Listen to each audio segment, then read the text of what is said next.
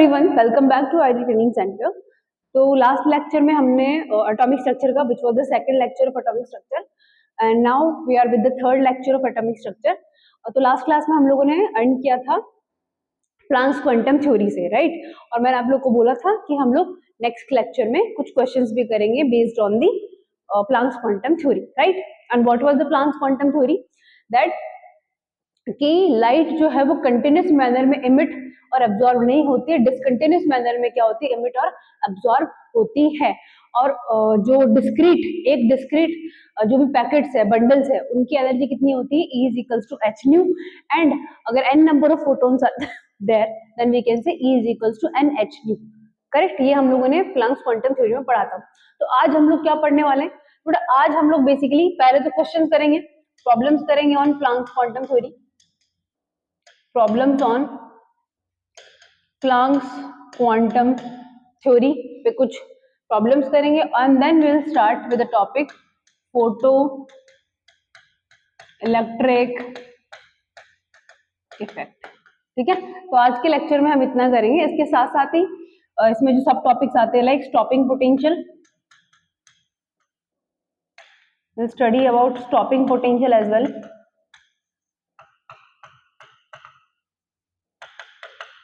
ठीक है, तो ये तीनों चीजें हम लोग आज कवर करने वाले हैं। ठीक है, तो स्टार्ट करते हैं पहले क्वेश्चन से। देखिए पहला क्वेश्चन किस पे है, प्लांक्स क्वांटम थ्योरी पे देखते हैं अपन क्या बोल रहा है question. In order to see an object 10⁻⁻19 joule must be received by our eyes, how many photons of green light must be received by our eyes for its visibility, जिसका lambda दे रखा और h दे रखा। सीधी सीधी बात है, मतलब इसने हम लोगों से क्या पूछा है, क्वेश्चन को अगर हम ठीक से पढ़ते हैं तो this question ask about the number of photons. Clear है? अब हमें पता है कि E इज इक्वल्स टू क्या होता है, E is equals to NH nu, right. This was the formula according to the Planck's quantum theory, है ना। चलिए, और इसको क्या लिख सकते हैं, साइड में पता है कि फ्रीक्वेंसी इज इक्वल्स टू क्या होता है बेटा, C बाई लैम्डा। तो आप यहाँ पे क्या लिखोगे, H NH then C by lambda is equals to E। ठीक है, अब क्या हमें यहाँ पे E की वैल्यू गिवन है, हाँ 10⁻⁻19 जो हम लोग को गिवन है जूल में, that is what energy of that this particular light. ठीक है, तो कितनी एनर्जी है, 10⁻⁻19 जूल। देखिए बेटा, मैं यूनिट साथ के साथ इसलिए लिखते जा रही हूँ ताकि आप लोग को, देखिए फिजिकल केमिस्ट्री में यूनिट्स का बहुत ही ज्यादा इंपॉर्टेंस है। कहीं ना कहीं वो आपको जेईई मेंस में और जेईई एडवांस में कब यूनिट्स में भी फंसा देते हैं, है ना। तो थोड़ा यूनिट्स का हम लोग ध्यान रखते हुए चलेंगे। क्या कैलकुलेट करना है, नंबर ऑफ फोटॉन्स, इसको ऐसे कैसे रख देते हैं। H की वैल्यू कितनी होती है, क्वेश्चन में गिवन है 6.6 10⁻⁻34 जूल सेकेंड। फिर बेटा स्पीड ऑफ लाइट कितनी होती है, 3 मल्टीप्लाई 10⁻8 मीटर पर second divide by what, wavelength. ठीक है, तो वेवलेंथ कितनी दे रखी है इन लोगों ने, 550 नैनोमीटर, है ना। तो आप यहाँ पे क्या लिखोगे, 550 नैनोमीटर है। तो आप लोग को लास्ट फर्स्ट लेक्चर में बताया था कि nanometre is nothing but we can say 1 nanometre is equals to what, 10⁻⁻9 metre, right. तो यहाँ पे क्या लिख सकते हैं, 10⁻⁻9 मीटर। तो आप यहाँ से अब देखिए नंबर ऑफ फोटॉन्स है ना, नंबर ऑफ फोटॉन्स से पहले यूनिट देख लो, क्या यहाँ पे बेटा सेकंड से सेकंड इनवर्स कट गया, ठीक है। मीटर से मीटर कैंसिल आउट हो जाएगा, ठीक है। जूल से जूल चला जाएगा, ठीक है। There is no unit, means we are going correct, क्योंकि नंबर्स की तो कोई यूनिट नहीं होती है। तो आप इससे कैलकुलेट करके जो नंबर आएगा which is approximately I guess 1 के आसपास आएगा, तो आप कैलकुलेट कर लीजिएगा।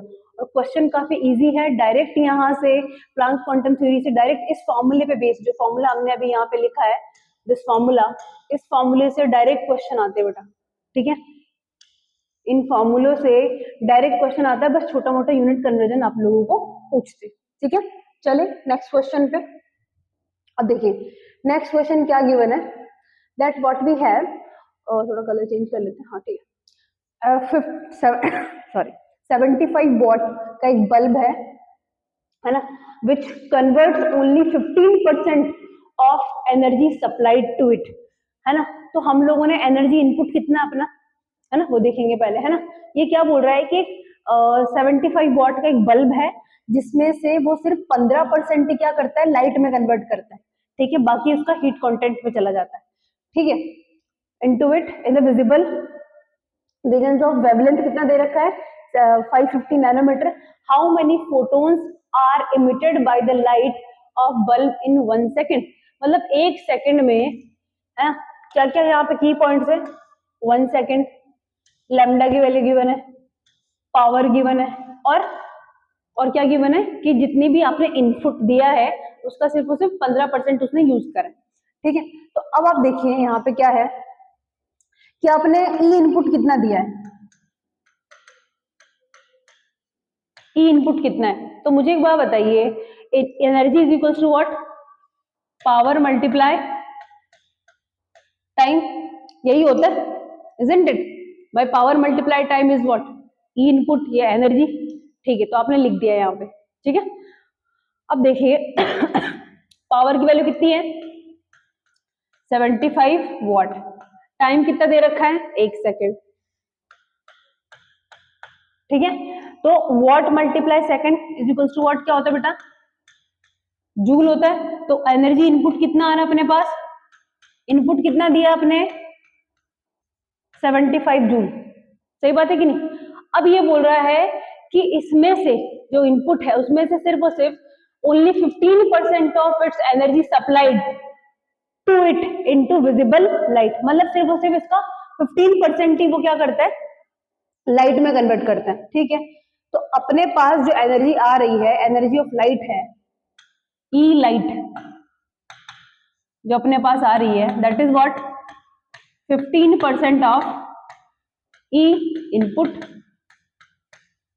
सही बात है कि नहीं भाई। 75 जूल का सिर्फ और सिर्फ 15% ही क्या है, वो लाइट में कन्वर्ट कर रहा है, क्लियर है।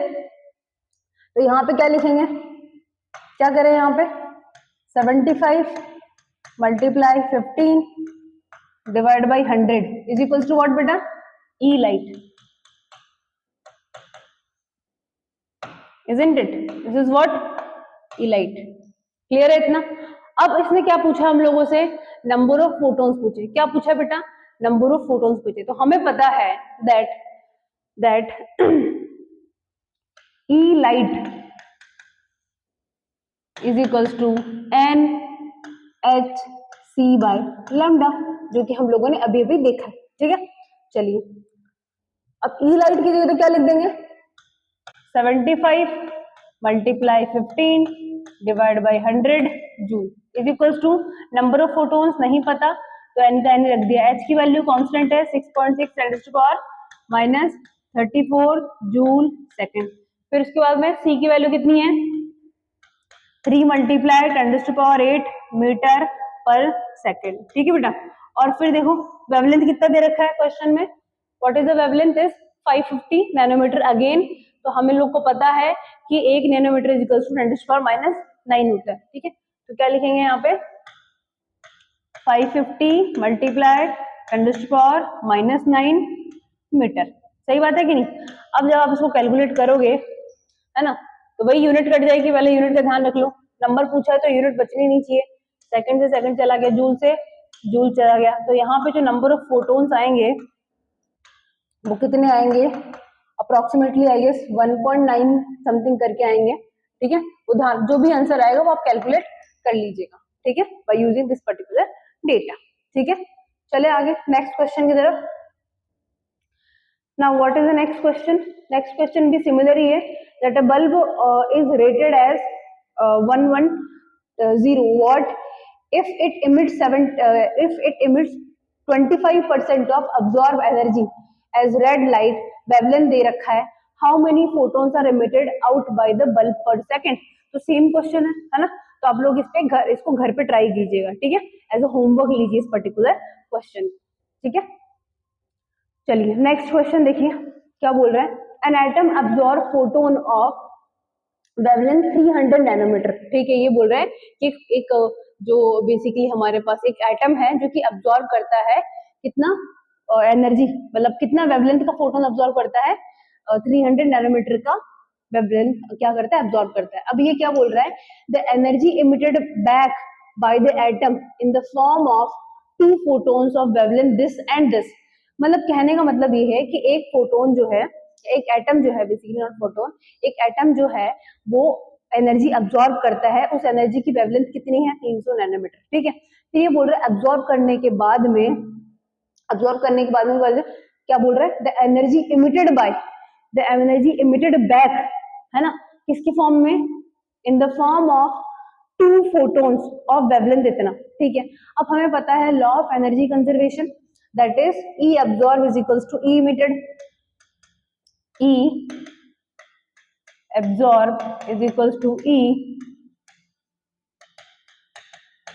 emitted। सही बात है कि नहीं, यही होता है law of, according to law of energy conservation, कि जितना अब्सॉर्ब करा उसने उतना एमिट करा है, यही बोल रहा है ये, करेक्ट। अब देखो इधर, हमें पता है कि एनर्जी ऑफ अब्सॉर्ब फोटोन कितनी होती है, hc बाय लैम्डा। अब ये बोल रहा है कि ये इमिटेड 2 फोटोन्स के रूप में हो रही है ना, फोटोन 1 फोटोन 2, तो यहाँ पे क्या लिख देंगे, hc by lambda 1 hc by lambda 2। ये बोला उसने कि उसने एक एनर्जी अब्सॉर्ब करी एटम ने, और फिर उसने क्या कर दिया, एनर्जी इमिट भी कर दी in the form of 2 photons. तो ये जो एनर्जी होगी उसने अब्सॉर्ब करी, वो इन दोनों इमिटेड फोटोन के सम के बराबर होगी, सीधी सी बात है। मतलब यहाँ पे कोई एक एटम था, उसने एनर्जी क्या करी, अब्सॉर्ब करी of SC divide by lambda, या हम लोग बोल सकते हैं 300 नैनोमीटर का एक फोटोन अब्सॉर्ब करा। फिर उसके बाद में ये बोल रहा है कि ये क्या करता है, इमिट करता है 2 फोटोन्स जिनकी एनर्जी एससी बाय लैम्डा 2 है, एससी बाय लैम्डा 1 है। तो ऑब्वियसली इमिटेड और अब्सॉर्ब दोनों बराबर है, उसने यही बोला है। ठीक है, अब देखो इधर, हमें पता है SC by lambda is what, same, क्योंकि ये तो कांस्टेंट है, तो ये वैल्यूज तो कट जाएगी यहाँ से। अब हमें पता है कि यहाँ पे लैम्डा कितना दे रखा था, 300 नैनोमीटर, नैनोमीटर में रखो क्योंकि फाइनल यूनिट हम लोग को नैनोमीटर में चाहिए। यहाँ पे कितना था, 600 नैनोमीटर प्लस 1 बाय लैम्डा 2, तो यहाँ से आप लैम्डा 2 की वैल्यू आराम से निकाल सकते हैं, है ना, जो कि अराउंड शायद आई गेस 600 नैनोमीटर के आसपास ही आ जाएगी। ठीक है, कैलकुलेट कर लीजिएगा इसको। तो कुछ इस तरीके के क्वेश्चंस आपको देखने को मिलेंगे from the Planck's quantum theory. ठीक है, नॉर्मल सिंपल एकदम formula based, direct formula based question आपको देखने को मिलेंगे। ठीक है, चलिए नेक्स्ट देखते हैं। तो हमारा नेक्स्ट टॉपिक है क्या, next topic is what, photo electric effect, है ना। अब फोटो इलेक्ट्रिक इफेक्ट पढ़ने से पहले थोड़ा सा रिकेप कनेक्ट करते हैं, डॉट कनेक्ट करते हैं। What we have seen that light has a dual nature, right? There are certain experiments which were explained through the particle nature of light, and there are some experiments which were explained through the light wave nature of light, right? तो light की dual nature होता है। अब जैसे black body हो गया, photo electric effect हो गया, these effects confirm the particle nature of light. ठीक है, अब होता क्या है फोटो इलेक्ट्रिक इफेक्ट, वो देखते हैं। ठीक है, see photo electric effect is nothing but we can say, जब आप एक मेटल सरफेस पे एक अप्रोप्रिएट फ्रिक्वेंसी और एक पर्टिकुलर फ्रिक्वेंसी की लाइट स्ट्रक करवाते हैं, है ना, या इंसिडेंट करवाते हैं, तो इंस्टेंटली वहां से इलेक्ट्रॉन्स का इजेक्शन होना स्टार्ट हो जाता है। ठीक है, और इस पर्टिकुलर फिनोमिनन को हम लोग क्या बोलते हैं, फोटो इलेक्ट्रिक इफेक्ट। और इजेक्टेड इलेक्ट्रॉन्स को हम लोग क्या बोलते हैं, फोटो इलेक्ट्रॉन्स। और उन इलेक्ट्रॉन के फ्लो से जो करंट मिलता है हम लोग को, उसको क्या बोलते हैं, फोटो इलेक्ट्रिक करंट। इतना क्लियर है सबको? So what is photoelectric effect? Instant ejection of electrons from the metal surface when a light of a particular frequency or appropriate frequency, we can say. This is the key term of this particular experiment. ठीक है, particular frequency incident on it, that is what photoelectric effect means. We have, let's suppose this is the metal surface. ठीक है, ये क्या है अपने पास, एक metal surface है ऐसे, this is the metal surface. और इस मेटल सरफेस पे आप क्या कर रहे हो, एक पर्टिकुलर फ्रीक्वेंसी की लाइट क्या करवा रहे हो बेटा, इंसिडेंट करवा रहे हो। ठीक है, incident light of particular frequency. ठीक है, जब आप ये लाइट इस पे मेटल सरफेस पे, this is the metal surface, light strike करवाते हो तो इंस्टेंटली विदाउट एनी गैप यहां से क्या होते हैं, इलेक्ट्रॉन इजेक्ट होना स्टार्ट हो जाते हैं। और these ejected electrons are what, photo electrons. क्या बोलते हैं इनको, फोटो इलेक्ट्रॉन। और इन इलेक्ट्रॉन की फ्लो की वजह से जो करंट मिलता है हम लोग क्या बोलते हैं उसको, फोटो करंट, जिसको हम लोग आई से रिप्रेजेंट कर देते हैं। इतना क्लियर है सबको, this is what photo electric effect. इस पूरे फिनोमिनन को हम लोग क्या बोलते हैं बेटा, फोटो इलेक्ट्रिक इफेक्ट। इतना क्लियर है। अब देखिए सेटअप कैसा है फोटो इलेक्ट्रिक इफेक्ट का, तो कुछ सेटअप आपको कुछ ऐसा देखने को मिलेगा फोटो इलेक्ट्रिक इफेक्ट का।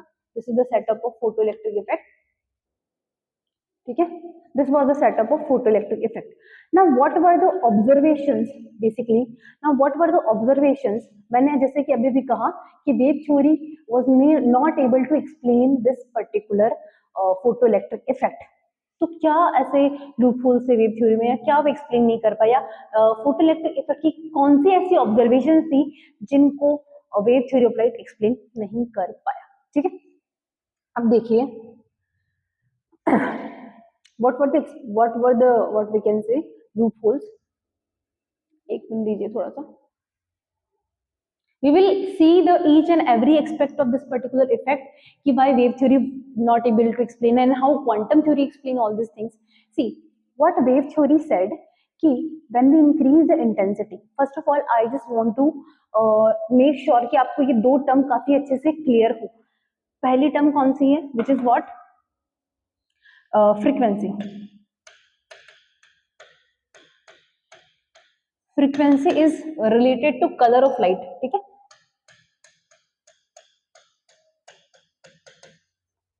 Colour of light. जैसे हमें पता है कि वी हैव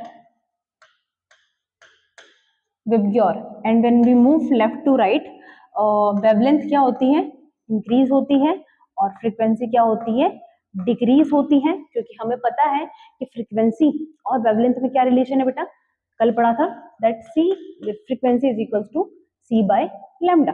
ठीक है, तो जिसकी फ्रीक्वेंसी ज्यादा उसकी वेवलेंथ कम, जिसकी वेवलेंथ ज्यादा उसकी फ्रीक्वेंसी कम। जैसे रेड कलर है तो रेड कलर की वेवलेंथ ज्यादा है तो फ्रीक्वेंसी कम होगी, वैसे वॉयलेट की फ्रीक्वेंसी ज्यादा होगी तो वेवलेंथ क्या होगी, कम होगी। Then second term, what was the second term, this was the first term. Second term is intensity.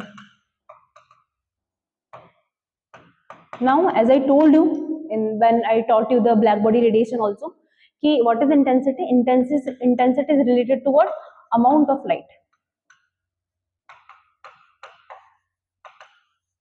amount of light और brightness बोल सकते हो आप लोग।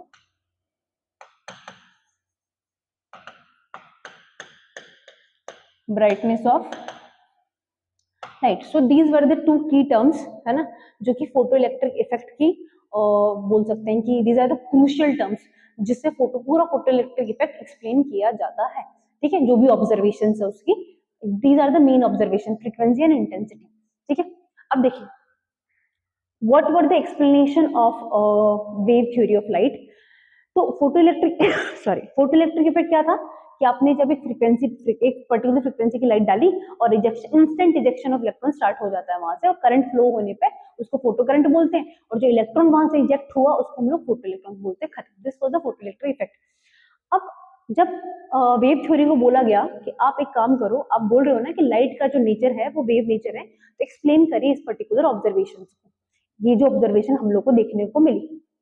तो व्हाट वेव थ्योरी सेड कि इफ इंटेंसिटी ऑफ लाइट और brightness of light increases then photo current increases. मतलब ये बोल रहे हैं कि जब हम इंटेंसिटी बढ़ा देंगे लाइट की तो फोटो करंट बढ़ जाएगी।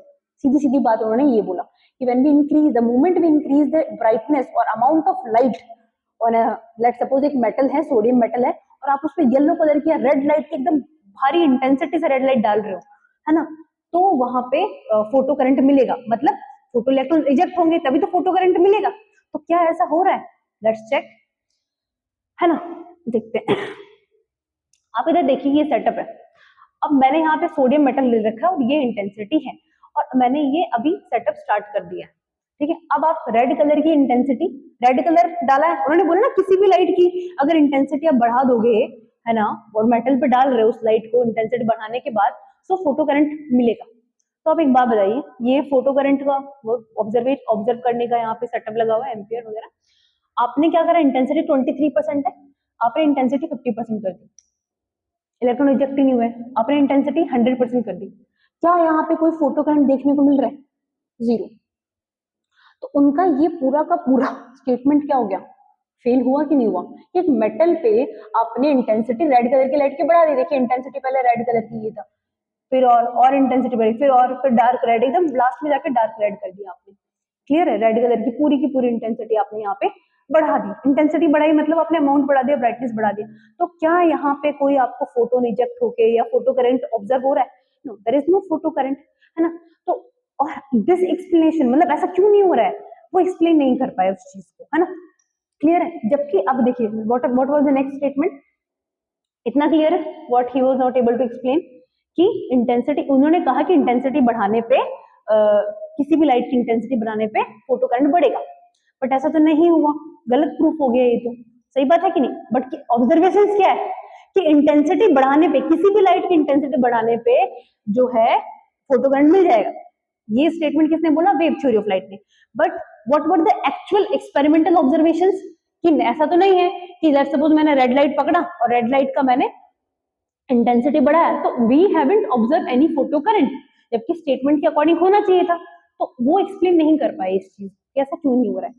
हाउएवर, सेकंड स्टेटमेंट ध्यान से पढ़िएगा, however if the frequency was below the threshold value, then no photo current was observed irrespective of intensity. This was the actual, what we can say, observation from the photoelectric effect. Means एक बार फिर से देखेंगे statement को, पहले आप जो मैं आपको ऑब्जर्वेशन दिखाना चाहती हूँ वो देखिए। अब आपने क्या करा, इंटेंसिटी को वही मिनिमम रखा 27%, ठीक है। अब आप क्या कर रहे हो, आप चेंज कर रहे हो फ्रीक्वेंसी, आपने फ्रीक्वेंसी चेंज करी, है ना, चेंज करती जा रही हूँ, देखना जब तक रिजेक्शन ऑफ इलेक्ट्रॉन ना हो जाए।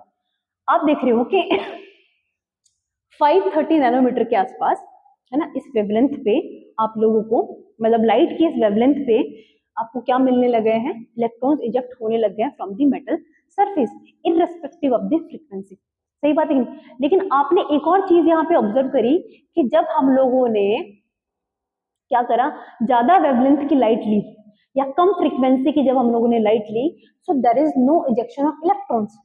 मतलब कि जब तक आपकी एक थ्रेशोल्ड वैल्यू पे, मतलब एक फिक्स वैल्यू है, मेटल है, उसके लिए जो भी रिक्वायरमेंट है, जैसे कोई मेटल है, let's suppose we have sodium, we have caesium, we have rubidium, right. So every metal have that different threshold values, कि हम लोग किस फ्रीक्वेंसी की लाइट जब आप इंसिडेंट करेंगे मेटल सरफेस पे, बीट सोडियम, सीजियम और रुबिडियम, तो एक मेटल के लिए वो वैल्यू जिसको हम लोग थ्रेशोल्ड वैल्यू बोलते हैं, वो क्या होती है बेटा, फिक्स होती है। अगर आप उससे नीचे की फ्रीक्वेंसी की लाइट उस मेटल पे इंसिडेंट करोगे, so you will not observe any photo current.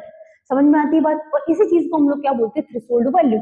Means कि आपने अगर मेटल के थ्रेशोल्ड के अकॉर्डिंग जो लाइट आप इंसिडेंट कर रहे हो वो मेटल के थ्रेशोल्ड से मैच नहीं कर रही है, मेटल का थ्रेशोल्ड है 530 नैनोमीटर, आप डाल रहे हो 600, आप डाल रहे हो उससे कम, उससे ज्यादा वेवलेंथ की, तो मैच नहीं करा ना, मिसमैच है यहाँ पे। सही बात है कि नहीं?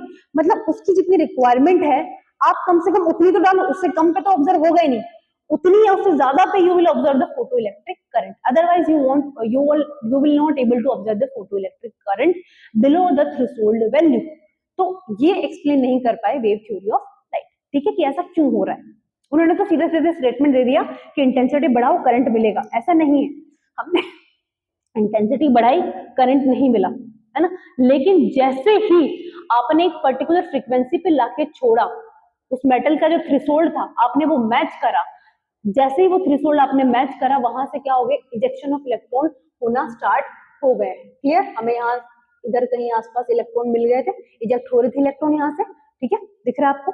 तो what were the second statement, बेटा पढ़ो कि however क्या ऑब्जर्व किया, however if the frequency was below the certain threshold value then no photo current was observed irrespective of intensity. ये हम लोग को देखने को मिला कि एक बिलो थ्रेशोल्ड था, उसका मेटल का थ्रेशोल्ड इतना है, आप उसे कम डाल रहे हो तो नहीं इजेक्शन होगा इलेक्ट्रॉन का। भाई एक थ्रेशोल्ड है मेटल का, आपको वो फुलफिल करना पड़ेगा। That's why in the initial statement what we have used that incident of what, incident of a light of appropriate और पर्टिकुलर फ्रीक्वेंसी।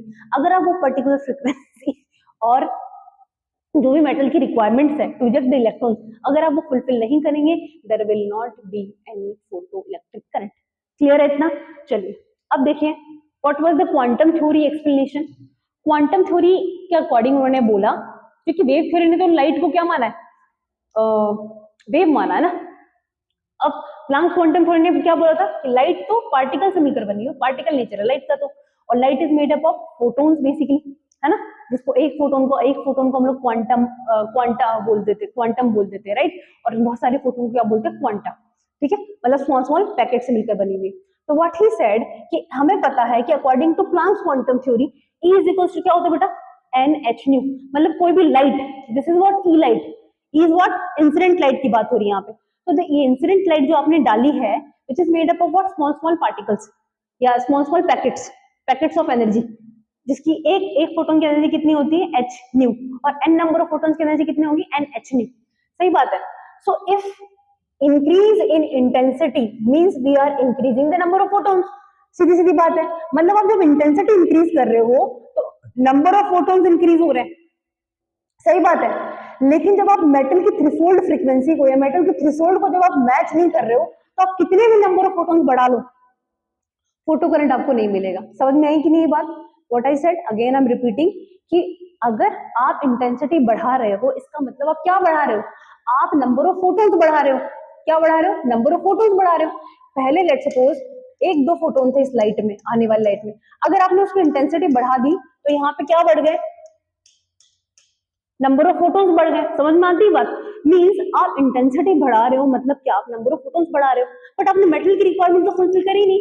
वो बोल रहा है कि मैं 530 नैनोमीटर पे इलेक्ट्रॉन इजेक्ट करूंगी मेटल, उसका थ्रेशोल्ड है, वो थ्रेशोल्ड वैल्यू, लेकिन आप क्या कर रहे हो, 530 से कम दे रहे हो, ज्यादा दे रहे हो मतलब उसको, एंड देन उसके बाद में क्या हो रहा है, इंटेंसिटी बढ़ा रहे हो। अरे इसकी रिक्वायरमेंट 530 है भाई, 530 नैनोमीटर चाहिए, सिंपल। या फ्रीक्वेंसी लेट सपोज उसको 500 मेगाहर्ट्ज पे या 500 हर्ट्ज पे उस फ्रीक्वेंसी पे मेटल क्या करेगी, इलेक्ट्रॉन इजेक्ट करेगी, लेकिन आप क्या कर रहे हो, उससे कम दे रहे हो, 300 ही दे रहे हो।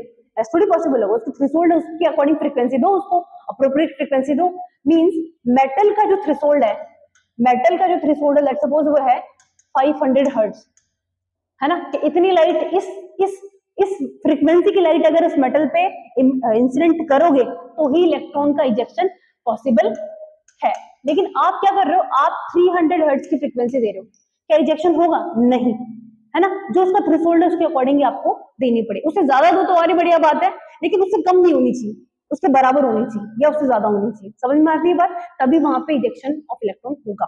क्लियर है? तो वेव थ्योरी ने ये बोला कि आप इंटेंसिटी इंक्रीज कर रहे हो मतलब नंबर ऑफ फोटोन्स इंक्रीज कर रहे हो, आप फ्रीक्वेंसी नहीं इंक्रीज कर रहे हो। क्या बोला उन्होंने, पढ़ो यहाँ पे, if increase in the intensity means we are increasing number of photons not frequency. If photons is not capable to eject the electron then there is no use of increasing frequency.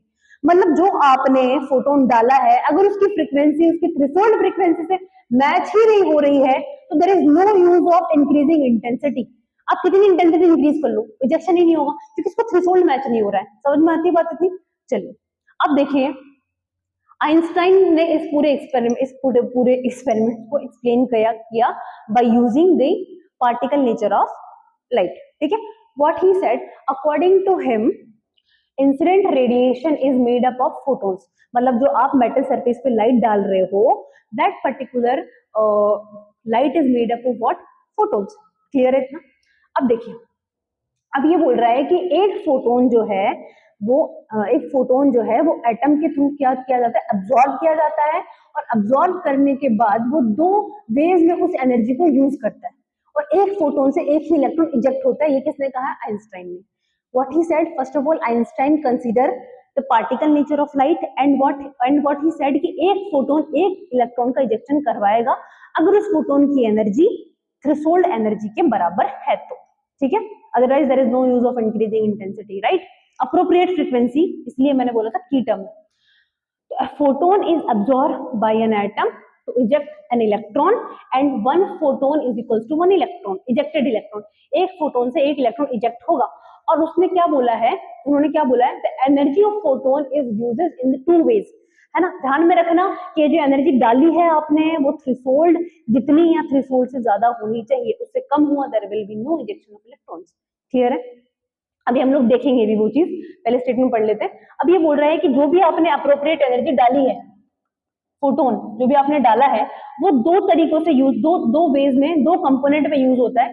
पहला क्या, तो eject the electron out of the atom, मतलब atom क्या करता है, उस जो भी आपने एनर्जी ई उस पर डाली, ईपी एनर्जी ऑफ फोटोन, एक फोटोन उस पर गया एटम पे, मेटल सरफेस पे, उस एक एटम ने क्या करा, एनर्जी अब्सॉर्ब करी।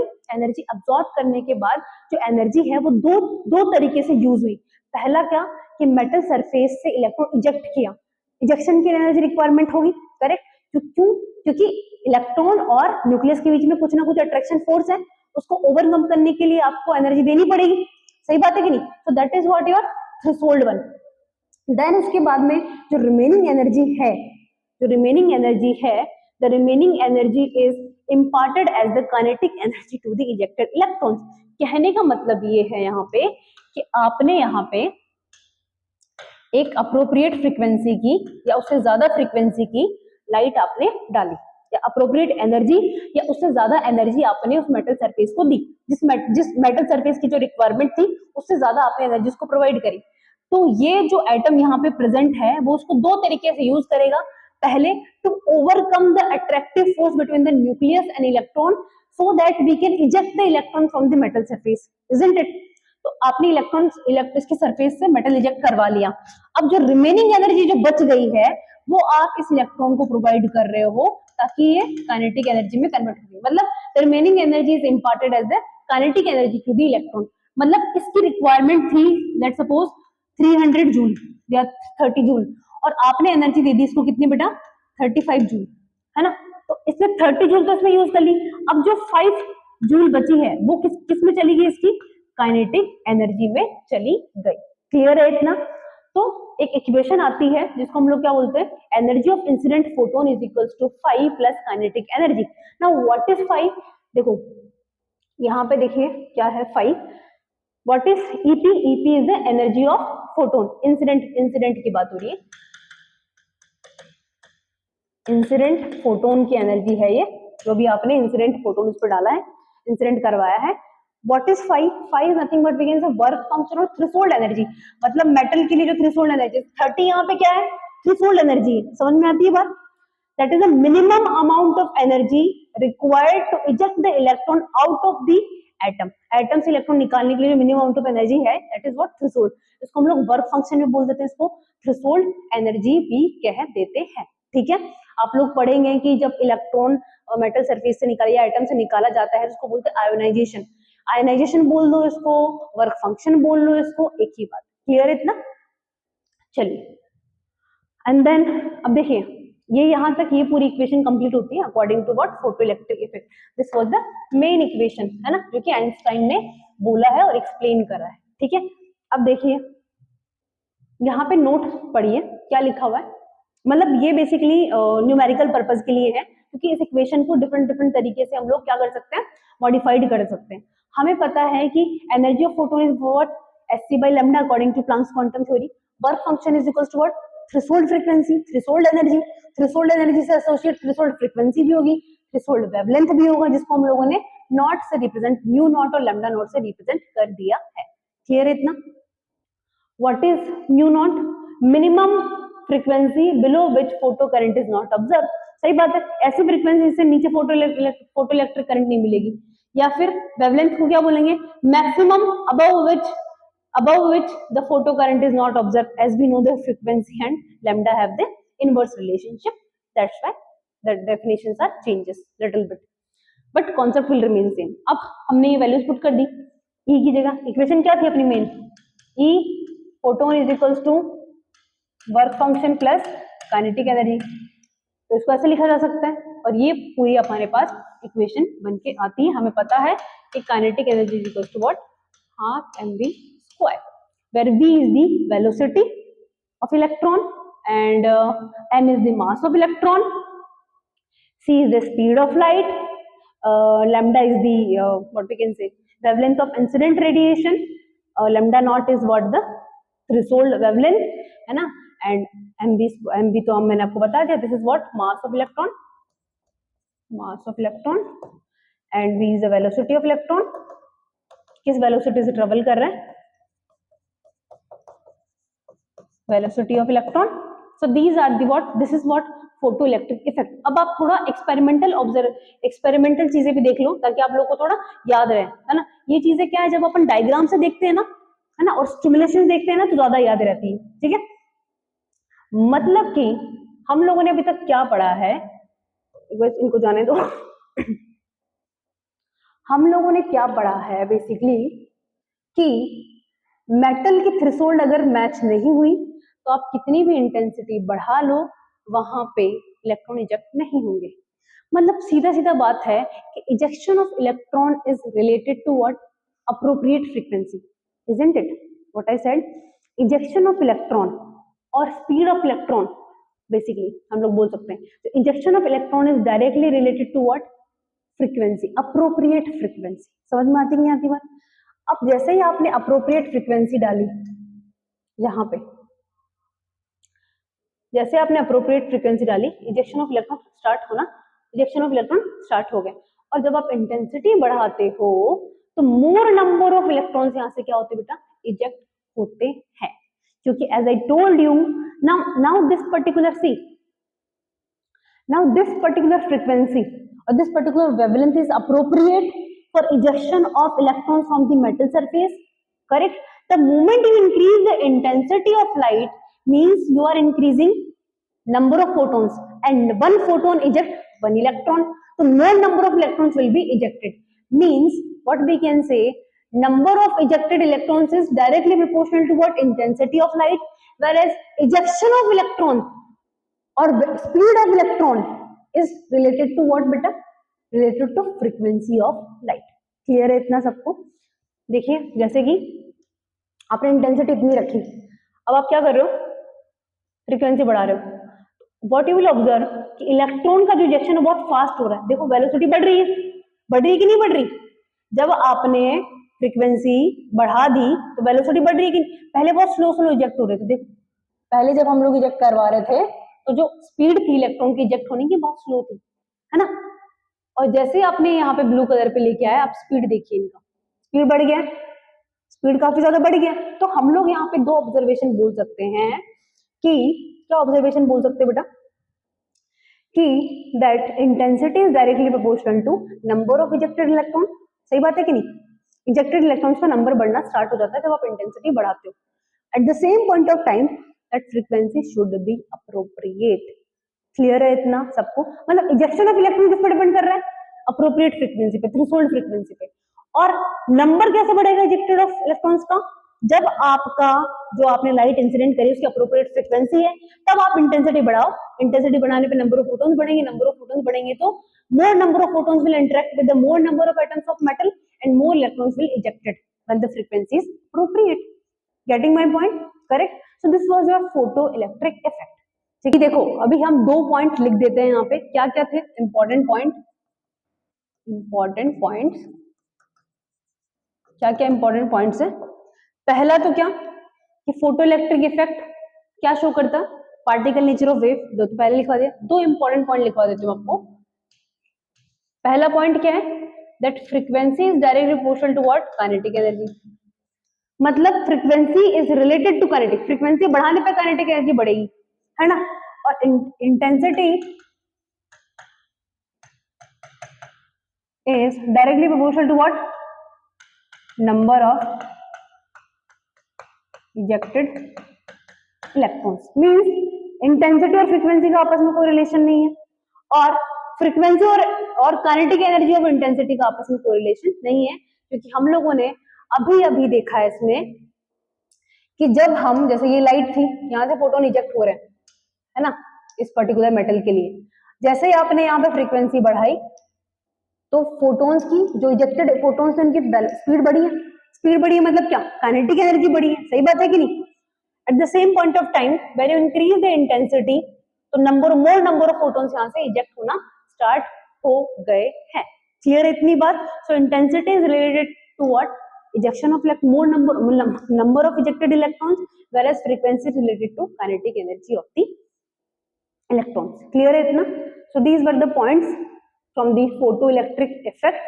So आज का लेक्चर यही एंड करते हैं। स्टॉपिंग पोटेंशियल हम लोग नेक्स्ट लेक्चर में करेंगे। उसके साथ साथ ही फोटो इलेक्ट्रिक इफेक्ट पे जो भी क्वेश्चन आए हुए हैं आपके पीवाईक्यू क्वेश्चन वो लोग हम लोग नेक्स्ट लेक्चर में कवर करेंगे। So thank you, bye student.